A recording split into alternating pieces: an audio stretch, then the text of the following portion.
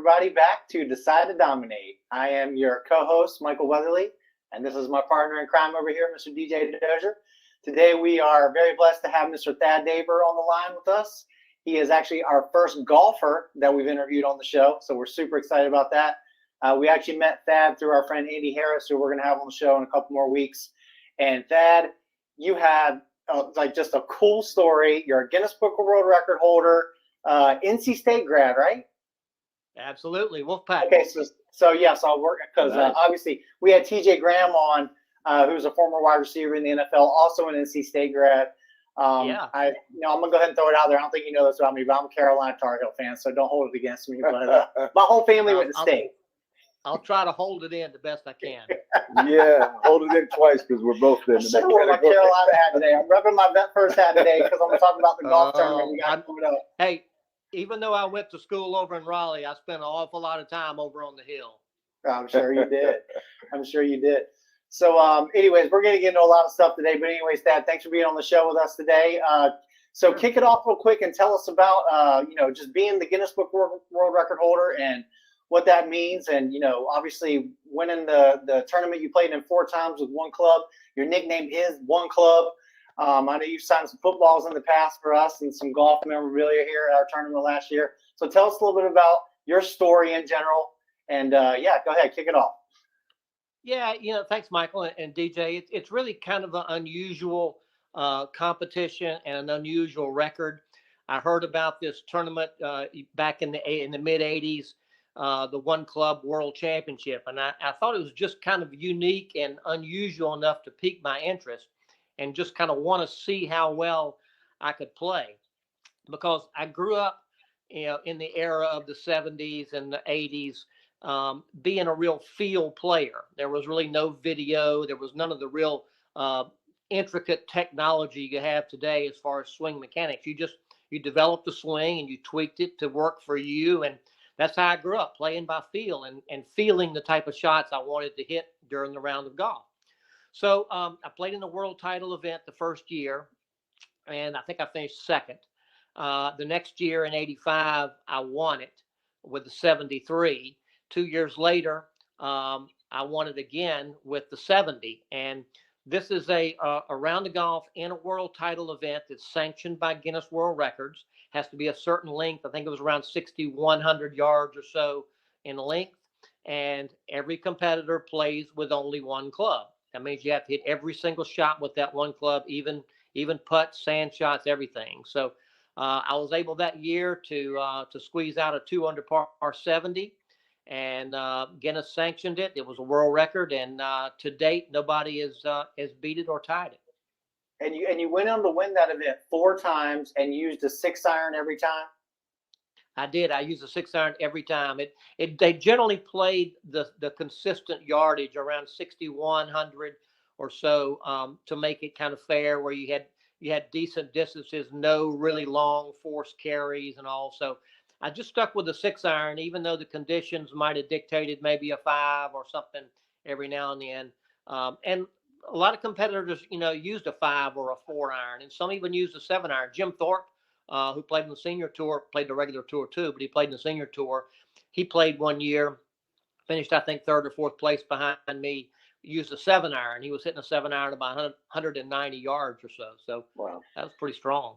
That's a pretty cool story to say that you finished in front of him, obviously, and probably lots of other greats that have attempted to do the feat. Yeah, there were quite a few tour players that played. They had qualifiers all over the country to bring in champions from different regions, including Hawaii and Canada and South America and places all around. So it really was a world title event. I was fortunate enough to win it, and fortunate enough that my game played into the one club aspect of getting your ball around. It's crazy that you've had that record for so long too. I mean, like 30 plus years ago, it's still a record in the Guinness Book of World Records.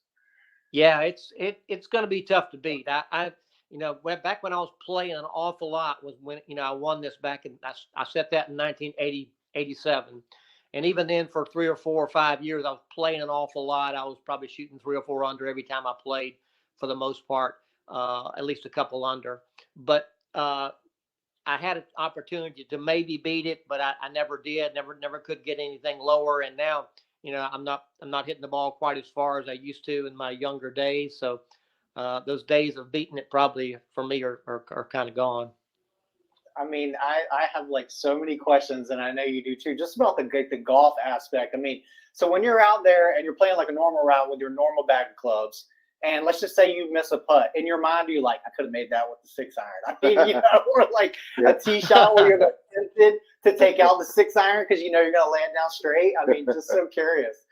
Yeah, that's interesting. Interesting you say that, because that does happen every now and then. I'll hit a chip shot around the green and I'll hit it up there like 15, 18 feet from the hole. And I think to myself, I could have taken a 6-iron out and with my eyes closed, hit it inside 6 feet, Are most of the people that participate in the competition, do they usually use kind of like a 6-iron, 7-iron, 5-iron somewhere? I mean, do you ever see someone pull out like a driver or something like that? No, I remember mostly a 5 and 6-iron. Occasionally you'll see a 4-iron. I think 1 or 2 people even tried to use a hybrid, one year. But it's really tough to lay the hybrid open and hit little creative shots with that too. So the 6-iron just worked for me, because it's interesting because I went out and I played the golf course a few times to kind of get a feel for the distance and what I needed to hit. And I chose the 6-iron initially because that was the most lofted club in my bag that I could use and still reach pretty much every hole in regulation. And that was a big thing because that allowed me to hit more full shots during the round of golf, because the hardest thing to do in a one club event is to hit little half shots. Like if you're 80 or 90 yards, with a 6-iron, it's really tough because you can't get height on the ball and you can't get spin on the ball. So if you don't have a run up area in front of the green, it's really tough. So I wanted a club that I could hit full shots with most of the time. And by laying back off the tee on some holes, I was playing to a certain distance to be able to go into the green in that 140 to 175 yard range. Yeah, I mean, it's a whole different mentality when you think about it. Like your approach. Yeah, I related a lot to playing pool. When you're on the tee, you're thinking, where do I want to hit this tee shot to leave me the best shot into the flag that will also leave me an opening, to putt it without having to go around a bunker or trees or water hazard, things like that. So you're kind of thinking 2 shots ahead to strategize. A lot of people always ask me, they say, well, the first question out of their mouth when you hear about the one club, well, how far you hit a 6-iron? And my reply is, well, basically as far as I need to, because it's all strategy. I might want to hit it 130. I might want to hit it 180, but I know going into the shot how far I need to hit that 6-iron to leave it in the spot that I want to leave it in. Yeah. Okay. So in terms of approach or strategy, that take us through maybe a short lesson. Like if you're in a sand pit, right, and you don't have a wedge or you don't have the right club, how are you using that 6 versus the sand wedge? What's the difference? And what's the approach? That's a good question. A lot of it depends on the type of sand in those bunkers. And if it's kind of a hard packed sand that still has a little bit of texture to it, it's not too bad. The worst type of sand to be in is the fine granular beach type sand, because I got no bounce on the bottom of that 6-iron like a sand wedge would. You'll splash the sand. The club digs into the sand. So what I have to determine is what kind of swing and shot that I have to do to produce the ball coming out. And luckily, when they played this event, they played it in the Carolinas, in the midsection of the country, middle section, not in Florida, and in areas where they had playable type sand. It was a little firmer type bunkers, like you see maybe in a British Open or something like that. So what I developed is I practiced, and I learned how to open the blade like you would a sand wedge in a bunker, and get my hands really low, bend my knees, get my hands really low, so where I wasn't taking a swing where I was chopping down. I was coming in more low and shallow and splashing sand out and always following through. It's always critical with a 6-iron because you have no bounce. People don't realize the bounce on a sand wedge is there for a reason. It's there to help you get out of a bunker situation. So I don't have that with 6-iron. So I have to kind of create a shot that I can get under the ball and get my hands under it, sort of like the modern day sand shot you see today, where guys let the club pass your hands and it comes out really soft. That's what I did, and I just popped it out. Now with the 6-iron, you have to allow for the ball to roll 15 or 20 feet because that's just the way it's going to come out. It's not going to come out with spin, and so that's what it has to be that way. So I just kind of tweaked that shot a little bit and determined what kind of swing I needed to produce the results that I needed. So, obviously you came to our charity golf tournament last year, which was amazing. And thank you for blessing us with that. And I know you talked about coming back again this year. You didn't get to see DJ and I play, but you only need one club. We need about 4 bags, and we still can't. We're still like 20 some plus over. We are not. We like golf, but we are not good golfers. 4 bags and 12 balls. I know, like if you just Google your name, like the stuff that comes up on the internet, like YouTube and all these chat forums and people chatting back and forth about like just this amazing feat that you've done. I'm curious, as I'm going to kind of move from a sports into an entertainment world. A lot of people have seen the movie Tin Cup. Kevin Costner obviously breaks all the clubs in his bag, goes out and shoots and does well. Now, did they call you? Did they call you when they were filming that movie to get some advice for that whole kind of scene? No, sadly not. Yeah. They should have. They should have. The whole movie would have been a whole lot better. They just missed an opportunity. I know. I mean, they should have at least had you like guest star or something in there. Been the caddy or something, carry the bag. I know. Yeah. Oh my goodness. I know. Well, we'll be out at the Waste Management Open next week. This will be our second trip out there. Andy, who I mentioned. Oh, look, you got the shirt on. Look at that. Is that what you want? Absolutely. Okay.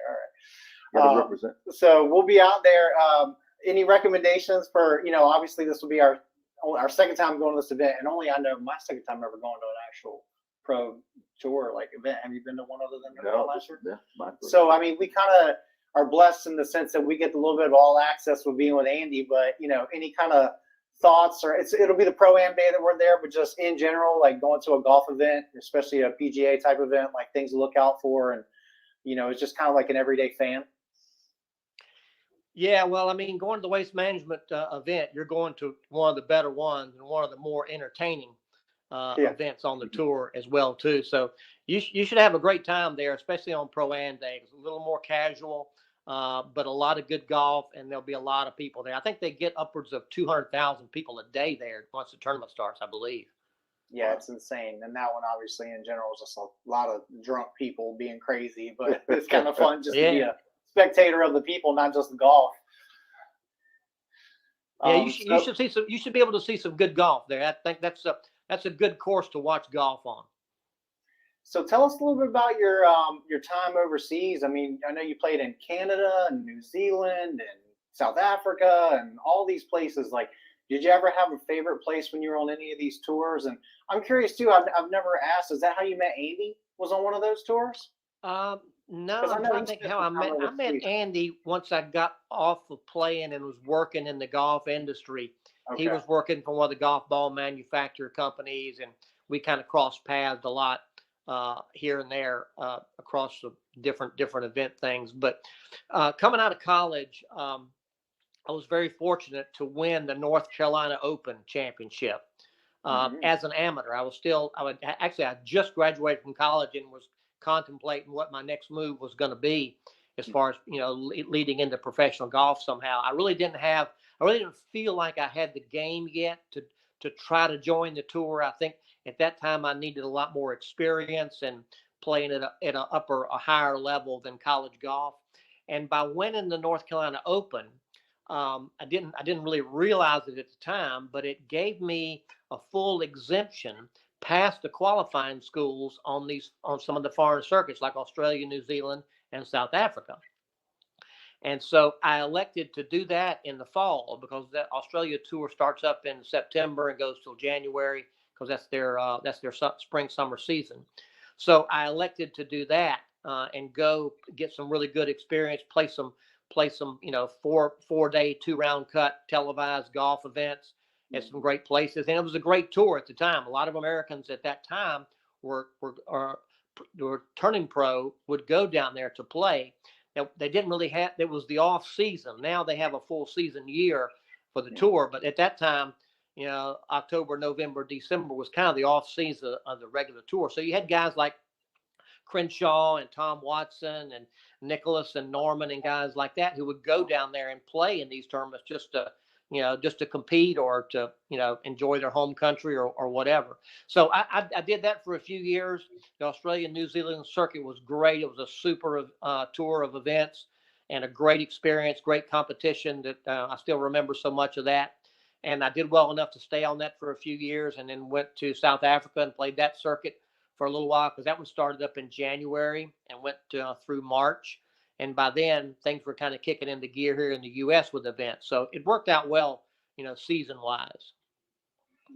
So I'm wondering that as a pro athlete or professional athlete, do you enjoy watching the sport as an entertainment, or because sometimes when you do something for so long or you continue to do it, you don't necessarily like to watch doing it or watch others do it.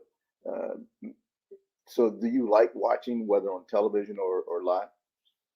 Absolutely. I love watching golf on television.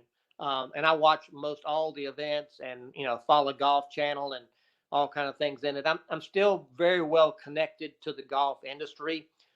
Years ago, when I kind of got out of competing, I worked with some of the golf manufacturing companies doing some tour relations type work.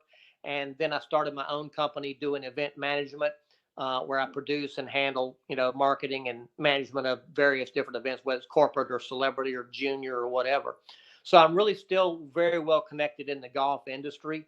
So I enjoy following it. It's just been something that's been my life, and I enjoy being a part of it. Yeah, I mean, the name of our show is called Decide to Dominate. It's based off DJ's book, Decide to Dominate. And man, I mean, just talk about dominating. You dominate a whole golf course with one club. No I mean, kidding. so there's a lot of sports lessons, which I know we'll tease out over the next 20 or so minutes. But tell us a little bit about that transition from sports to business and some of the things you're doing now, because I know you're involved with like the Maui event. You've got all these like great charity things that you're doing. Can you tell us a little bit about kind of what you're doing now? And you've been able to put sports and business together kind of like we have. Just talk a little bit about that. Yeah, sure. No, I've been very fortunate through all the years to get to know a lot of people, a lot of companies, whether it's golf or non-golf, and develop a lot of relationships in and around the golf world.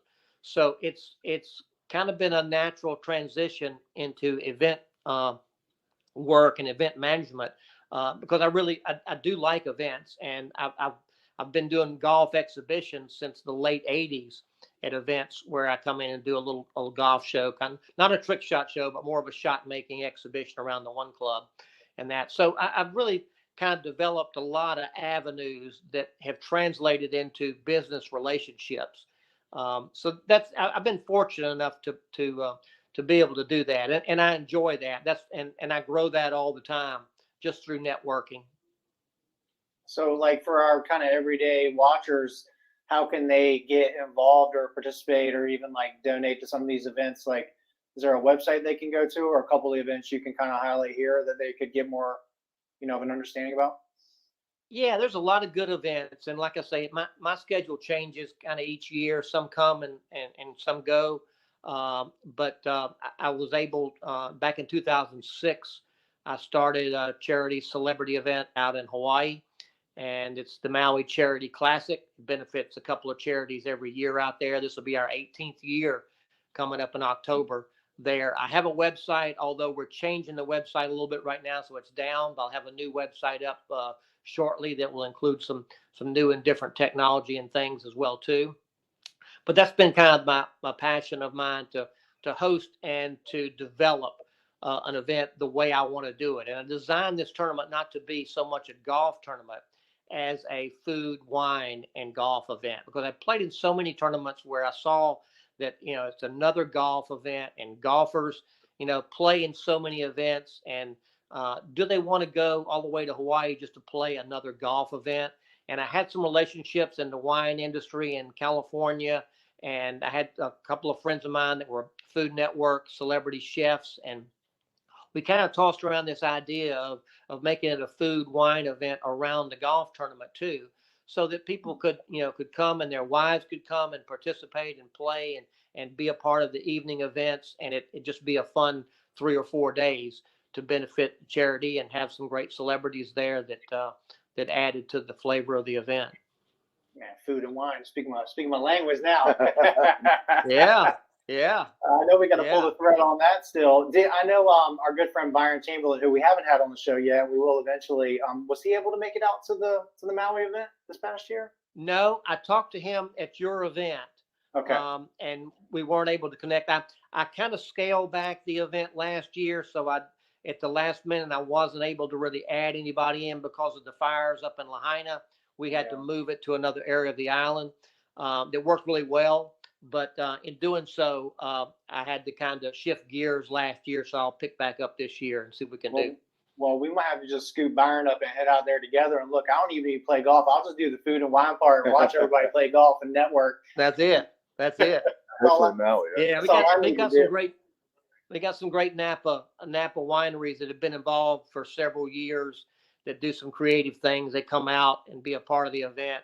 Some spirits as well too. Maui Ocean Vodka is distilled right there on Maui. It's a very organic vodka, one of the most popular brands out there, iconic type bottle. So different companies like that have partnered with me, and we really, made it a really, really cool style event for everybody.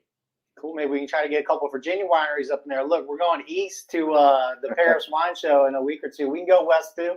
I'll head to Maui. There you go. You can come on out there. Absolutely. Yeah, we'd love to have some of your wines from Virginia. That'd be a cool concept. I love it.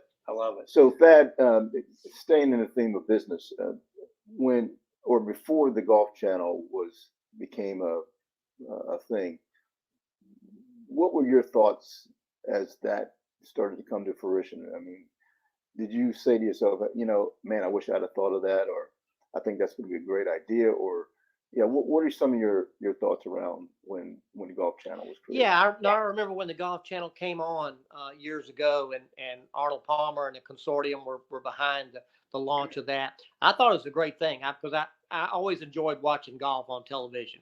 Even before there was a lot of televised golf, and it was very minimal at then anyway. But I always thought the concept of a full golf channel with a lot of different content would be great for the sport, and it seemed like it has worked that way.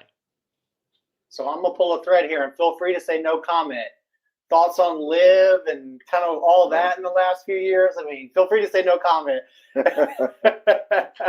No, I've always been a real advocate of the PGA Tour and the PGA program. I just don't see an awful lot of value in the Live League. The foundation of it to me just doesn't sit well. I won't get into a lot of detail, but I don't know where it's going. I don't know where it's going with the PGA. I think the PGA Tour is here to stay and will evolve into even greater things, as everything does in the business world. You have to evolve to meet the objectives and the needs. Yeah, I think anything, just business related in general, when it's just like money that's the driver, it just doesn't really go kind of where it should, and it just feels and I know there's like a lot of reasons behind it, but I feel like it's just like a lot of it's just kind of money driven, and it's just kind of easy to see through that. I mean? I don't know, just kind of just like I think a lot of people. I think you're right. I think you're right. A lot of people do see through that, and they see that it is, totally money driven. And, golf is never really, as a sport, has never really been that way. It's always been, you play for the love of the game. Yep. You play for the sport of it. You can play for a lifetime. So I think that it's hard to kind of really kind of grasp what the direction that Live's going. Go ahead. Yeah, I was just curious that so you played you have the record playing golf with the lowest score with one club.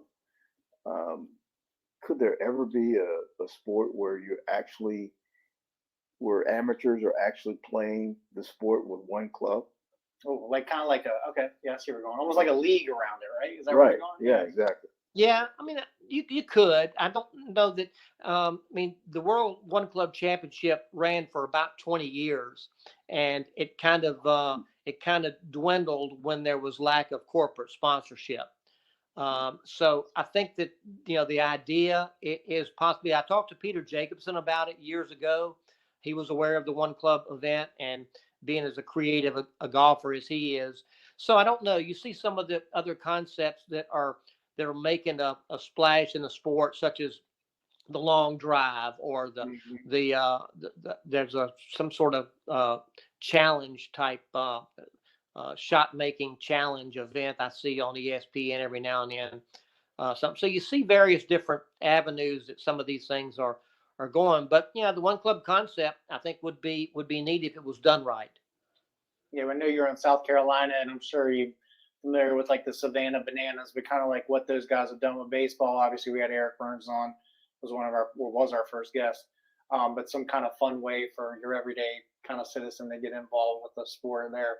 Golf's fun, but it's also, that's what makes the Waste Management Open so cool. Is it just feels a little bit more relaxed. I mean, that's why they call it the People's Open, right? Like, and I know the game's changed over the years, but yeah, it is a very laid back party atmosphere out there with the golf tournament going on, and they've been able to capitalize on that, especially with that stadium par 3 they have that's gotten to be very iconic. And now you're even seeing some of the other tour events now around the country. They're kind of developing a concept like that around one of the holes. Yep. Yeah, we last year with Andy, we got out on the tee box at the Coliseum there on 16. Man, that was a show. I mean, not only did we in there, but actually down on the green on the Pro-Am day as the guys were coming through, like A-Rod, Albert Pujols, Ryan Fitzpatrick, I mean, Michael Phelps. And there was so many people there. It was an insane environment. It was fun just to witness it. It's pretty cool. It's hard to describe to somebody unless you're really there and experienced like you did, but you got the right idea. Yeah, I was trying to explain it to my wife, and she's like, "That sounds cool." I'm like, "No, you don't understand. It was insane." So talk a little bit about the lessons. Obviously, being a golfer, you have to. I saw some posts on social media the other day, and it was about how hard baseball is and how much you fail, and like how mentally strong you have to be. And one of the comments was like, apparently this person's never played golf. Because it's the same kind of game where not even for like everyday people like us, but even see like pro players make mistakes and don't hit the ball where they want to. There's a lot of that, I think, from a golfing world that can be translated over to business. Are there any lessons that you would like to kind of just share as far as like from the mental standpoint, or just like everyday kind of your rules for engagement from a business standpoint that translated over to what you do now in event management or just the business world in general? Yeah, that's a really good point. Now when I speak a lot at some junior events and to a lot of kids and families that are growing in the game of golf, it's really, I learned from a very early age. It taught me an awful lot of discipline, an awful lot of self-drive, to be able to have the ambition and the drive to do what's necessary to excel and to be the best. And also a lot of patience and to be able to handle adversity. In golf, you don't want to get too high, you don't want to get too excited, and yet you don't want to get too down and depressed. So you have to keep that even keel that carries you through that. So that has really translated and benefited me in the business world and a lot of everyday situations throughout my life as I faced with different things to deal with. I feel like I have the tools, having been so heavily involved in the sport of golf. Well, that's a lesson in there for sure. Yeah. I think if you come up with a business, call it Six. 6 iron. Oh yeah, you can put that together. Absolutely. Yeah. How did I See, not right, think of that? right. Like, you on the money today. Right, and call it. I mean, maybe like the tag is poor man's golf because you only need one club. Right, I love it. It's the 6 iron. That's Yeah, I it. mean, how fitting with you hitting the 6 iron, fitting in with our 6. Obviously, that's pretty cool. So I don't even know if I told you this when we got together, but so 6 was my number in college when I played baseball, and Oh, yeah? our business that has done so well, C5 BDI 6 comes after 5, and also 6 was the last day of work before God rest, and so I'm hoping this is my last day of work before I officially rest. So there's a lot of kind of behind the name, obviously, with Sports Innovation X and 6. We haven't really talked about it on the show, so I don't know. That seemed like a good time to bring that up. Yeah, that is cool. I didn't realize that correlation, but now I understand it. Yeah, I mean, not to put you on the spot, but recently I'm kind of bringing that up too for a reason. On our show, faith comes up a lot, and don't have to go down the road at all, but just kind of curious, like if that's played a part in your journey at all, and your sports and business world, along the way. Yeah, it has. It obviously has. That means a great deal to me, and to be able to have the access and be able to have the fortitude to be able to know my path and to recognize that it has meant a lot to me all through the years. Yeah, that sounds like a page out of your book right there. Yeah. And I love. So I grew up loving Guinness Book of World Records. Like I wanted to do something. That was like a thing when we were kids. Yeah. Looking through there, but which one of these can I do? Exactly. Right? Which one of these can I be? Right. It wouldn't be yours. Yeah. For me. Right. So I'm really curious that. So I mean, were you prepared to get that record? I mean, did you know, hey, I'm going to break the record, or I'm going to become famous because of this? And just to piggyback, before you broke the record, was it a record? Did you like do it and then it was a record? Obviously, it was an event, so it was probably in there, right? And then you broke it. There was a record. There was a record. I'm not sure. I think it was like 75 or something like that. There really had not been a lot of rounds shot or anything. And also, to be honest with you, the Guinness record part of the championship didn't really register with me as much as competing in the world championship. To be able to compete in that and see how I could do against the best, and just to see what I could shoot. I think I remember thinking, well, I think I could shoot 75. I think I could break 75. And so that's why I kind of strategized, and I kind of figured out how I needed to map myself around the golf course to do that. But yeah, to answer your question, I didn't really realize the magnitude of the Guinness record until after I had broken it, and I started getting a lot of accolades. I started getting, calls from Sports Illustrated, from ESPN, and all these different things, and wanting to do this and that and do a feature on it because it was kind of brand new. It was kind of fresh. It was something different. Yeah, absolutely. Yeah, I saw in there you were in Sports Illustrated.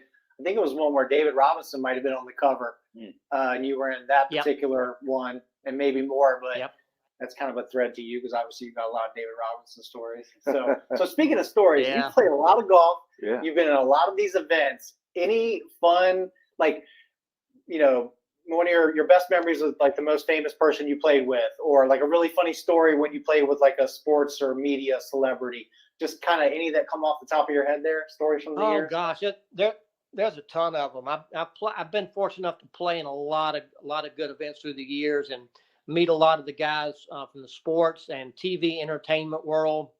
I played in Michael Jordan's tournament for a bunch of years in Eastern North Carolina, where he grew up. Back when he was just getting started out of college, so I got to play in some of the things with him, and I played, with some of the baseball greats. Got to meet, a bunch of the baseball greats that came through. Mike Schmidt, I remember playing in his tournament a few times. Tim Wakefield was a good friend down in Florida. Johnny Bench, I'm involved with an event with him. Have been for a few years, but yeah, just so many. I mean, the stories I could go on and on about that. But I did play one year in the. I played a bunch of years up in Durham at the Duke Children's Classic, which is one of the premier celebrity events back when there weren't many really charity celebrity events. But Perry Como hosted it for a bunch of years, and then Jeff Foxworthy hosted it for a bunch of years, and it benefited the Duke Children's Hospital. But I got a chance to play with Perry Como, and I got a chance to in that group. In the group was myself, Perry Como, ex-president Gerald Ford, Wow. and the president at that time of Liggett and Myers Tobacco Company. Wow. Okay. So that was pretty cool to play. And That's a very diverse foursome. Yeah, Right? it was very diverse. But they asked me to ride and drive the kart with Gerald Ford because it was being played at the course I had grown up on, and the Secret Service wanted to have somebody that could drive the kart, that could navigate the golf course and knew where they were going and wouldn't get locked up in an area where they would kind of be jammed up against a bunch of people, and kind of keep the flow moving during the daytime for safety reasons. So yeah, Secret Service came out a couple of weeks before the tournament, and they sat me down in a room in the clubhouse and interviewed me for 45 minutes or so, and asked me who I was and where I was from and who my friends were, and was I in any trouble in high school, and what are your political affiliations, and who are your grandparents. And it was it was pretty interesting. So I made it through, evidently. So I got to play. Wow, what an experience. I've had some experience with state security detail from a governor's standpoint, but never Secret Service. I mean, you can imagine when you were hitting your tee shots and stuff, the guys got the little piece in, should have been 10 more yards to the left, or something like that. As you're hitting your ball and stuff. Yeah, this was back in the early 80s. So the security and the overall security wasn't as near as intricate as it is in today's world then. But they did have 3 agents around him. They had one adjacent to the golf cart, within a couple of feet of the cart. They had one up ahead about 10 or 15 yards, and one behind about 10 yards, with dressed in golf apparel and with the earpiece in. And they were just watching the crowd. It was it was a golf course where anybody could, that it was not a gated area where people have to go through security to get in. You could come watch the golf tournament from anywhere, any street or any road or whatever. So but there was no issue. It was just really interesting to see how they operate and see what kind of real security and protocol goes on around political figures like that. But he was a great guy. He was very outgoing. Not so much a good golfer. I was going to ask. That was going to be my next question. More importantly, did any of the Secret Service guys give the president a foot wedge at any time, or? No, not that I could tell. I mean, there was a lot of people. There was probably 800 to 1,000 people in the gallery there, so there was a lot of people around. But he nailed a couple of people with a golf ball during the round. Nothing severe, but I tried to help him. He'd ask me questions, this and that about how to hit this shot or whatever, and I'd try to help him a little bit. But he was cool. It was fun. He was a great guy to be around for 4 hours. We talked a little Michigan football every now and then. Oh, okay. All right. Another Michigan guy. All right. Okay. So we got about 5 minutes left to wrap up here. I'm curious, you've had a while to think about this. You got any golf stories you want to share? I mean, go on now. No? Well, I can tell you, I've got at least one eagle in my life, or had one eagle. Okay. There you go. I think the third shot was about third and final shot was literally about 175 yards out. Okay, so you probably didn't even know when until you got up there. No, I saw it bounce in. Okay, all right. No, I actually saw it bounce in. So Wait, now, do you have any witnesses for the shot? I do have a witness. Okay, all right. Yeah, at least one. How long you been playing golf? All your life, or just pick it up midstream? So playing is a good word. I've been trying golf for since college. Yeah. So and I have never picked up a club until after college, because obviously as a baseball player, always told don't hit golf balls, it'll mess your swing up or everything, and that was kind of mindset. But now, to your point, I feel like a lot of baseball players are golfers, but I only play like once or twice a year, and I'm kind of like a mid-80s guy. Everybody I play with always says, if you played this, you'd actually be pretty good. But I'm just so inconsistent. Yeah, man. If you're shooting in the mid 80s, you're doing pretty well, really, compared to the general public. Yeah, the only time I've gotten in the 70s was when I was in Canada on a trip with my wife, and she was my only witness. I said, "You don't understand how good I'm playing today. This is insane. Right. I'm just glad you're here to witness it." That's it. So anyway, cool. Interesting. Yeah, well, thanks for being on the show with us today.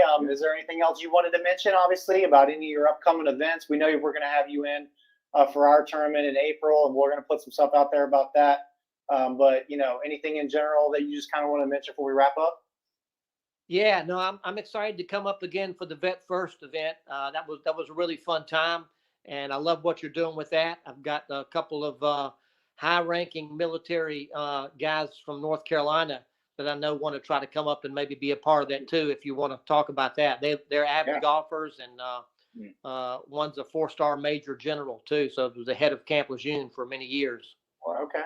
Yeah, that'd be great. I mean, we love the event. We're trying to get word out there about what we're trying to do for our nation's veterans, and golf's a great way to do it, obviously. So yeah, now that's cool. And like I say, I've got that.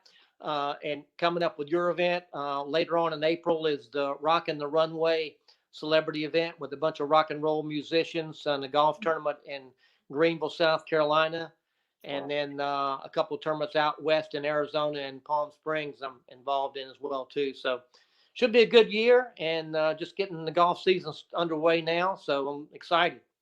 Well, cool. Well, yeah, once you get that new website up and running, kick us the link so we can share it on our social platforms and get it out there to tell everybody how to connect with you and learn more about the One Club and your amazing story.